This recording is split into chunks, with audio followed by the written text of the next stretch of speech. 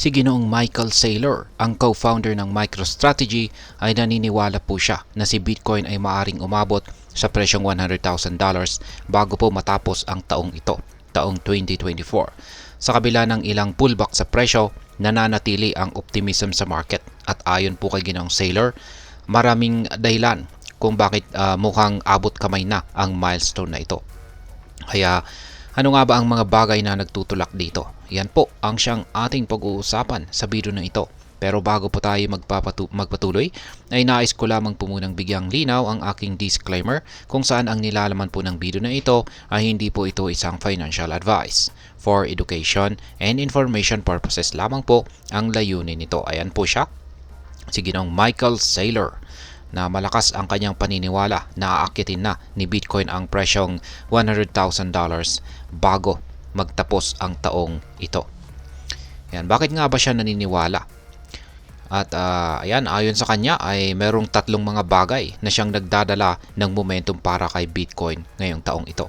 Unang-una ay ang political shift. Yan, political shift sa US o pagbabago po sa politika sa bansang US. Matapos po ang eleksyon sa US ay naging mas malinaw ang direksyon ng mga pulisiya kaugnay sa cryptocurrency. Ayon kay Ginoong Saylor, ang pro-business at pro-crypto policies ay nagbibigay po ng mas matatag na pundasyon para sa pag-usbong ni Bitcoin. Pangalawa ay ang institutional backing. Isa po sa mga pinakamahalagang tagumpay ni Bitcoin ay ang pagtanggap dito ng malalaking institution. Halimbawa, ang BlackRock, isang higanting asset manager, ay nag-ambag ng malaking kredibilidad sa crypto market. Bukod dito, ang mga bangko tulad naman ng Goldman Sachs ay mas agresibong nag-i-invest sa Bitcoin ETF na siyang nagpapatas ng tiwala sa asset na ito. At ang pangatlo ay ang market stability. Bagamat may mga dip o pagbagsak sa presyo, si Bitcoin po ay nakitaan ng mas mababang volatility kumpara noong mga nakaraang taon. Ang ganito pong uri ng stability ay mahalaga para makaakit ng mas maraming long-term investors. Ayon po kay Ginoong Saylor, ito ang mga dahilan kung bakit confident siya na makikita natin si Bitcoin na lalagpas sa presyong $100,000 pagsapit po ng ngayon pong mismong November o December. Ngayon ay ano naman ang papel ng tinatawag na sovereign adoption? Ang isa pang mahalagang aspeto na binanggit ni Ginoong Saylor ay ang tinatawag po na sovereign adoption o pagtanggap ni Bitcoin. Ayan, pagtanggap ng Bitcoin ang mga bansa bilang bahagi po ng kanilang reserves. Tulad ng ginawa ng El Salvador at Abu Dhabi, maraming sovereign wealth funds ang nagdadagdag ng Bitcoin sa kanilang portfolio.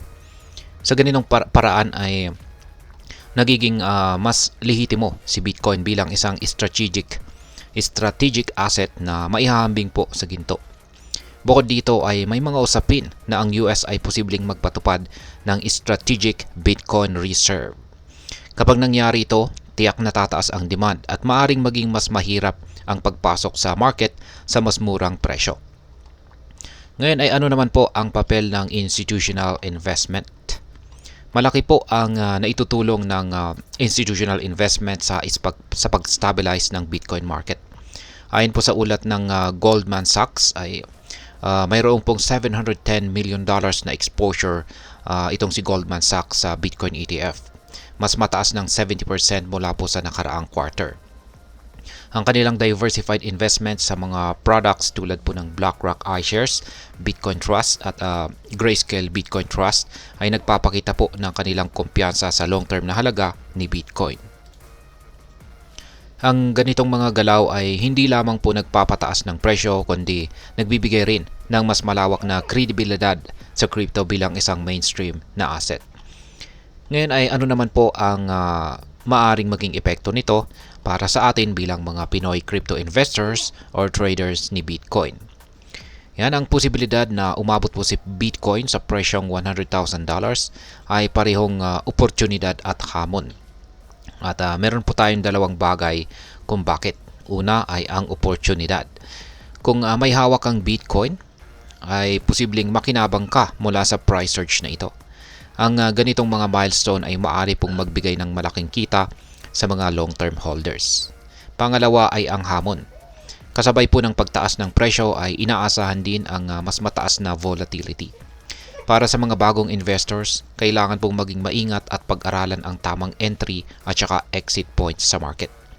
Bukod dito, ang pagtaas po ng institutional adoption ay nagpapahiwatig na si Bitcoin ay patuloy na magiging bahagi ng global financial system. Kaya naman mahalaga para sa mga Pinoy investor na patuloy na mag-aral tungkol sa cryptocurrency. Ngayon ay ano naman po ang aking masasabi tungkol dito?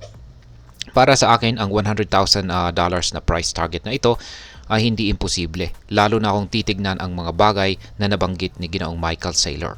Gayunpaman, dapat pa rin nating tandaan na ang crypto market ay laging puno ng uncertainties o walang kasiguruhan. Ang ganitong optimism ay hindi dahilan para maging kampante. Ito ay pagkakataon upang maging handa. Sa mga Pinoy investors, ang tamang diskarte at edukasyon ang pinakamahalaga. Maglaan lamang ng pera na kaya mong mawala at huwag pong padalos-dalos sa pag-invest. Tandaan, ang long-term thinking ang siyang susi sa tagumpay ng cryptocurrency.